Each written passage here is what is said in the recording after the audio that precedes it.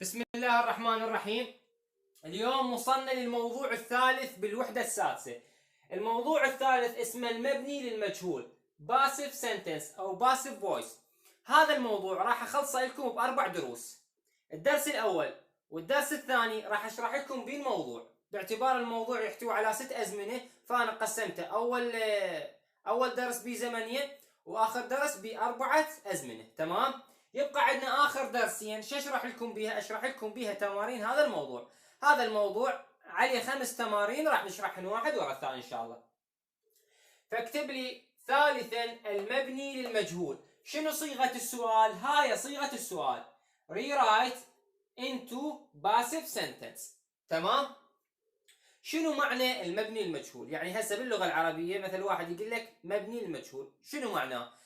وشنو فرق عن المبني للمعلوم؟ المبني للمعلوم الفاعل موجود، المبني للمعلوم تحتوي على فاعل، وجملة المبني للمجهول لا تحتوي على فاعل. عرفتوا شنو الفرق بيناتهم؟ مثلا جملة عن المبني للمعلوم: على كتب الدرس. منو كتب الدرس؟ على، اكو موجود فاعل. اذا اريد اسويها مبني للمجهول شو اقول؟ اقول كتب الدرس. كتب الدرس، ضم الاول وكسر ما قبل الاخر وفتح الحرف الاخير. كتب الدرس. منو كتب الدرس؟ ما تدري. فهذا الفرق بين جملة المبني للمجهول وبين جملة المبني للمعلوم. باللغة الانجليزية هم نفس الحالة. الجملة مرات تحتوي على فاعل فنقول هاي مبني للمعلوم، ومرات الجملة لا تحتوي على فاعل فنقول هاي الجملة مبني للمجهول. هذا الكلام مجرد توضيح لكم، انتم ما يفيدكم. شنو اللي يفيدكم؟ اخذوا الزبدة مال الموضوع. تكتب لي ويأتي بعدة أزمنة. هذا الزمن الأول راح أشرح لكم، والزمن الثاني راح أشرح لكم بهاي المحاضرة، والدرس اللي بعدها راح أشرح لكم الأزمنة الأربعة البقية، لأن هو هذا 6 أزمنة. أولا زمن المضارع البسيط. شلون أعرف هذا الزمن؟ ونتعرف عليه بوجود فعل مضارع بسيط ينتهي بأس. تمام. أو فعل مضارع بسيط مجرد من أي إضافة. شلون تعرف الجملة بالزمن المضارع البسيط؟ لو تلقى فعل مضارع بسيط يحتوي على ينتهي بأس، أو فعل مضارع بسيط خالي من أي إضافة. وقد نجد ظرف الزمان. يا هو ظرف الزمان every زائد أي كلمة، مثلا every day, every week, every year, every night. every وراها شنو؟ أي كلمة. أو today. الظرف today يدل على الزمن المضارع البسيط في نهاية الجملة، حيث يكون الحل. شلون الحل؟ أول شيء نكتب المفعول به، بعدين نخلي is أو are، بعدين نخلي التصريف الثالث، بعدين نخلي التكملة. هسه انتم هذا مجرد توضيح لكم. هسه راح نكتب ملاحظات. طريقة الحل تعتمد لي على هاي الملاحظات، بس تركز لي. شلون تعرفوا الزمن بالمضارع البسيط؟ لو القى فعل ينتهي باس، لو القى فعل مجرد ما منتهي خالي من اي اضافة، او نلقى ظروف التكرار every زائد اي كلمة، او ظرف today. عرفتوها شلون؟ تحفظوا لي هسه هذا او القاعدة هاي. اول شيء نكتب المفعول به، وراها نخلي از او ار حسب المفعول به. اذا المفعول به جمع نخلي ار، اذا المفعول به مفرد نخلي از. وراها التصريف الثالث مالت الفعل نفسه. الفعل المنتهي باس احوله تصريف ثالث، او الفعل الخالي من اي اضافه احوله تصريف ثالث. وراها اكتب التكمله. هسه راح اكتب لكم ملاحظات تعتمدون عليها بطريقه حل الاسئله. طلاب هسه نجي نكتب ملاحظات الحل. هاي الملاحظات هي اللي نعتمد عليها بالحل. تمام.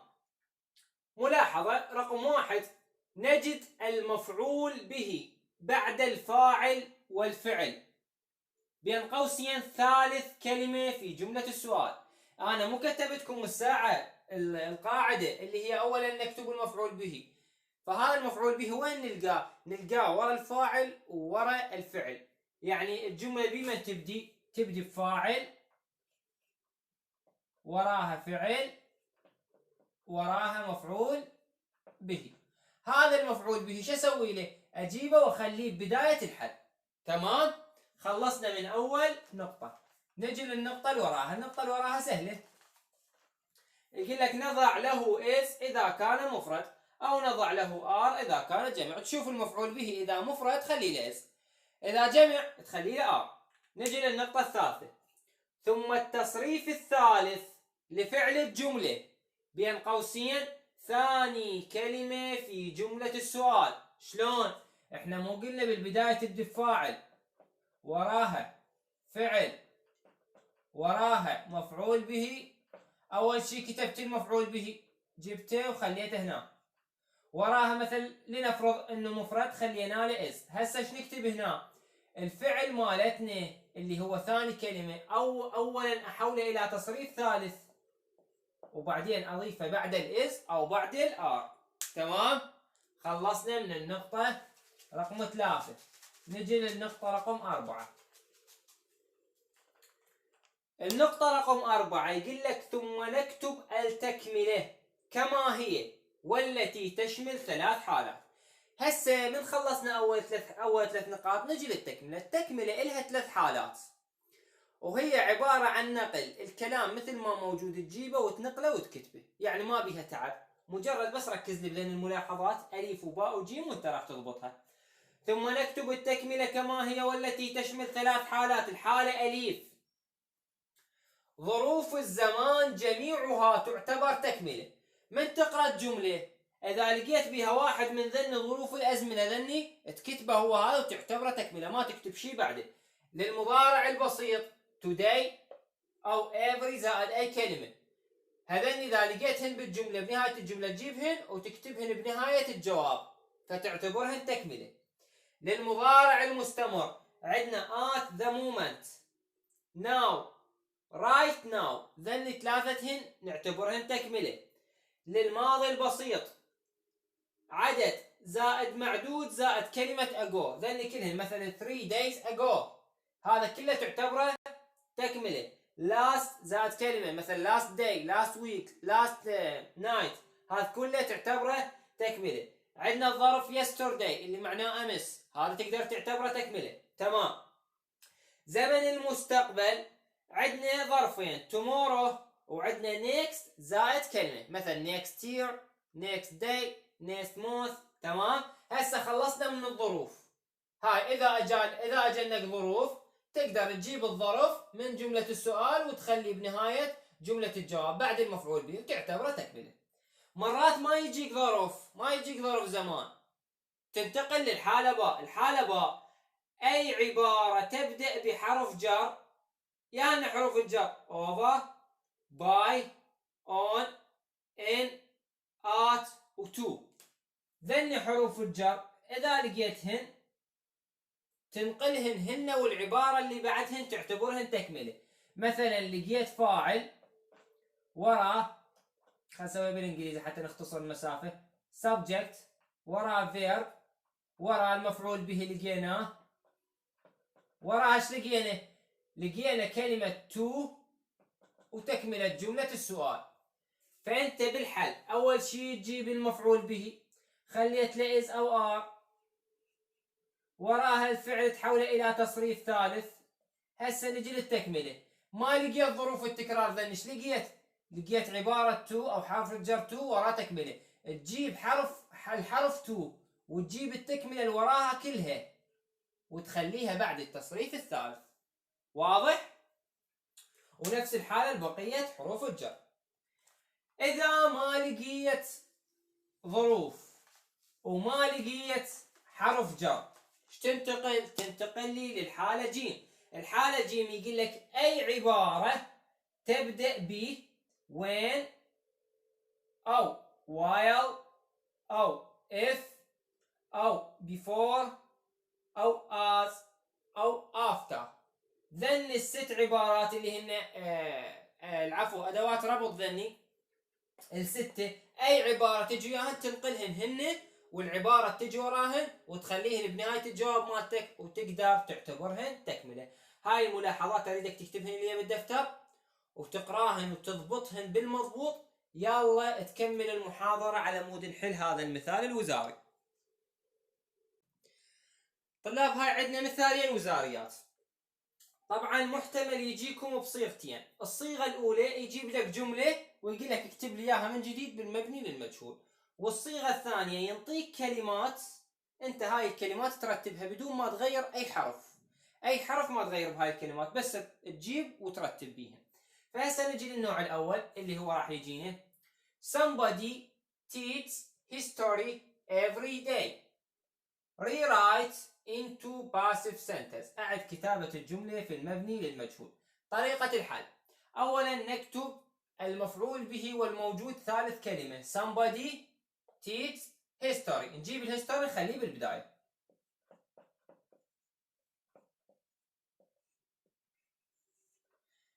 النقطة اللي وراها نخليه له لو از لو ار، إذا جمع نخليه له ار، إذا مفرد نخليه له اس. هذا مفرد نخليه له اس، ما منتهي باس، إذا المفرد نخليه له اس. لا هو من الكلمات المنتهية باس، ولا هو من الشواذ اللي ينجمع جمع شاذ إذا تتذكرونها، فإذا نعتبره مفرد نخليه له اس. هسه عندنا الفعل تيت، هذا الفعل النقطة الثالثة الفعل أحوله إلى تصريف ثالث. وين ألقى الفعل؟ ثاني كلمة، هاي أول كلمة هاي ثاني كلمة، أحوله إلى تصريف ثالث يصير توتش. اللي بعدها نكتب التكملة، وقلت لكم التكملة تجي على 3 حالات. فهسه من نجي نقرأ الجملة لقينا every day، هذا ظرف نقدر نعتبره تكملة ونخليه هنا every day، وبالأخير تخلي نقطة. طريقة الحل جدا بسيطة، كلهن تجيبهن من السؤال وتخليهن بالجواب. شنو اللي يفرق عندك؟ بس تخلي الاز والار حسب المفعول به والفعل تحوله الى تصريف ثالث وانتهى الموضوع. هسه نجي للطريقة الثانية، النوع الثاني اقصد، النوع هذا يعتمد على ترتيب الكلمات بدون ما نغير شيء. فركز لي بهذا النوع، راح احكي ملاحظات شفهية انت احفظهن من عندي. Egypt are in used count these. يقول لك unscramble the words to make passive sentence. رتب الجمل لصنع جملة مبني للمجهول. أول شيء الجملة لازم تبدأ بشنو؟ لازم تبدأ بكلمة تبدأ بحرف كابيتال، هذا كلنا متفقين عليه. الجملة لازم تبدأ بكلمة تبدأ بحرف كابيتال. فهسه عندنا كلمتين بيهن حرف كابيتال، Egypt بادية بحرف كابيتال وذيس بادية بحرف كابيتال. تخلوا لي ايجيبت لو تخلوا لي ذيس. هنا لازم تخلي الذيس بالبداية. ليش؟ لأن الايجيبت صح بادية بحرف كابيتال، بس الايجيبت هي مصر اسم دولة، فإذا تخليها بالبداية حرف الكابيتال موجود، تخليها بالنهاية هم لازم تسوي كابيتال، تخليها بالوسط هم يصير كابيتال، فالايجيبت وين ما تخليها راح تصير صحيحة. بس الذيس إذا كتبتها بالبداية تجي صحيح، بس إذا كتبتها بالوسط لازم هذا ما يصير كابيتال، لازم يصير سمول. واحنا اتفقنا انه ما راح تغير الحرف، هذا الحرف كابيتال ما راح تسوي سمول، لازم تكتبه مثل ما هو. اذا الذيس راح تنكتب بالبداية. هسه عرفتوا ليش خلينا ذيس؟ تمام. وراها Egypt اسم مفرد، used هذا فعل، والان هذا حرف جر، فبقى عندنا لو نكتب الايجيبت لو نكتب الكوينز. انت مخير، هذا مفرد وهذا جمع منتهي باس. طبعا هاي الطريقة جاي يشرحها للشخص اللي ما يعرف معنى نهائيا، ولا اللي يعرف معنى هي مبينة. ذيس كوينز معروفة هي العملة، تمام، او العمل. جمع وهذا شنو؟ مفرد. احنا اتفقنا بعد المفعول به شو نخلي؟ نخلي ار حسب ما مكتوب. اذا الار تجي ويا الجمع لو تجي ويا المفرد؟ تجي ويا الجمع، فنخلي هنا coins. تمام.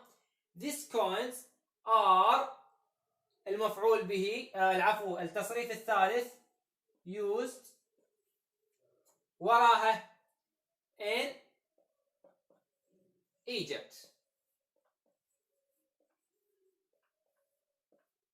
فما تقول Egypt in، لا in Egypt. تمام.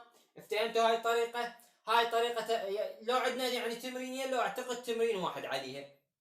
تحفظوا لي الملاحظات الشفوية اللي اعطيتها لكم، ما يصير اكتب لكم عليها ملاحظة، لان هي يعني نوعا ما تعتمد على الترجمة، جزء على الترجمة وجزء على القاعدة، بس انا وضحتها لكم بطريقة حتى اللي ما يعرف الترجمة يقدر يعتمد عليها ويحل عليها. تمام؟ اول كلمة تبدأ بحرف كابيتال لتر، بعدين ذني البقية يعني مثل ما الملاحظات. كتبنا اول شيء حرف الكابيتال لتر، نخلي الار والاس، وراها نكتب الفاعل مالتنا او المفعول به العفو مالتنا، يا الترهم ويا الار المنتهيه باس الجمع لو المفرد اعتياد الجمع. وراها التصريف الثالث يوز، وراها عندنا الان وايجبت، بقت عندنا بس الان وايجبت، نقول ايجبت ان لو ان ايجبت مبينه ان ايجبت في مصر. فصارت الجمله هذه العمل تستعمل في مصر. هسه نجي نكمل النوع الثاني من انواع الازمنه. هسه النوع الثاني او الزمن الثاني هو المضارع المستمر. شلون نتعرف عليه؟ ونتعرف عليه بوجود از او ار وراهن فعل يحتوي على اي ان جي. شلون نعرفه؟ از او ار وراها فعل يحتوي على اي ان جي. وقد نجد ظرف الزمان، يا هن ظروف الزمان نستعملهن at the moment، now، right now. واحد من ذن ظروف الزمان راح نلقاه بالجمله، واذا ما لقيناه فاحنا نعرفها اصلا من از وار وراها فعل يحتوي على اي ان جي. ويكون الحل شلون راح احل؟ اول شيء اكتب المفعول به اللي راح نلقاه ثالث كلمه بالجمله، نجيبه ونكتبه، وراها نخلي له از او ار حسب المفعول به مفرد او جمع. وراها اجيب بينج، هاي من يمك، هاي من يمك تجيبها وتخليها ورا الاز والار. وراها التصريف الثالث، المن التصريف الثالث الفعل المنتهي باي ان جي احوله الى تصريف ثالث، احذف الاي ان جي واحوله الى تصريف ثالث. وراها اكتب التكمله، والتكمله يا اما ظروف يا اما ذني الظروف اللي يجي ويا زمن، او كلمه تنتهي بحروف جر، او العفو عباره تبدا بحروف جر، او عباره تبدا بحروف بادوات الربط. واحده من ذن الثلاثه هي تعتبر تكمله. تتبع نفس الملاحظات، يعني اذا ضابط ذيك الملاحظات تقدر تحل هذا الزمن على نفس الملاحظات. الفرق شنو؟ الفرق انه بعد الاز والار نخلي بينج، قلنا هاي من يمنا. ناخذ عليها امثله على مود تكون واضحه. نجي نحل ذن الامثله الوزاريه على مود يصير عندنا الموضوع او هذا النوع واضح. Somebody is cleaning the classroom right now. rewrite into passive sentence. نجي اول شيء نحدد هذا يا زمن. somebody is cleaning، is وراها فعل يحتوي على ing، ولقينا الظرف right now، اذا ها شنو؟ مضارع مستمر. شلون احله؟ اول شيء اكتب المفعول به the classroom، the classroom اللي نلقاه وين؟ نلقاه ورا الفعل. تمام. وراها ايش نكتب؟ لو نخلي له از لو نخلي له ار، اذا هو مفرد، شو نخلي له؟ نخلي له از. وراها نضيف من يمنه being، بعدين نحول الفعل مالتنا اللي يحتوي على اي ان جي نحوله الى تصريف ثالث. شو يصير؟ يصير cleaned. تمام؟ الملاحظة الأخيرة تقول نكتب التكملة كما هي. التكملة عندنا الظرف مالتنا right now نكتبه هو تكملة right now، وبالأخير نخلي نقطة. طريقة جدا بسيطة، نفس النوع اللي قبله، بس مجرد أنه نخلي being بعد الاس أو بعد الار. هسه النقطة الثانية next being are weak the replaced. عندنا ذني الكلمات وعندنا الكلمة ويندوز وياهن. unscramble the word into passive to make passive sentence. رتب هاي الكلمات على مود تسوي لي شنو؟ جملة مبني للمجهول. أول شيء عندنا البينج والار موقعهن بالقاعدة وين؟ ثاني كلمات، يعني لازم نخلي هنا ار بينج، هاي خلصانين منها. هنا مفعول به، بعدين ذني الكلمات وراها. هسه نجي الكلمة اللي تبدأ بحرف كابيتال. ذن الكلمات كلهن بس الذي تبدأ بحرف كابيتال. ذي النيكست ما يصير تجي ورا الذي، والبينك كتبناها ما يصير تجي ورا الذي، الار هذا موقعها ثاني كلمة، الويك محتمل تجي ورا الذي، ريبليس هذا فعل تصريف ثالث ما يجي ورا الذي، والويندوز شبابيك ممكن ان تجي ورا الذي. فهسه لو اخلي ويك، لو اخلي ويندوز، بما انه عندي ار، الار تاخذ جمع ويندوز، فما يصير اخلي ويك لان ويك مفرد، فنضيف ويندوز. الخطوة اللي وراها the windows are being تصريف ثالث، الفعل المنتهي بإيدي replaced. وراها عندنا التكملة next، وراها كلمة فصارت next week.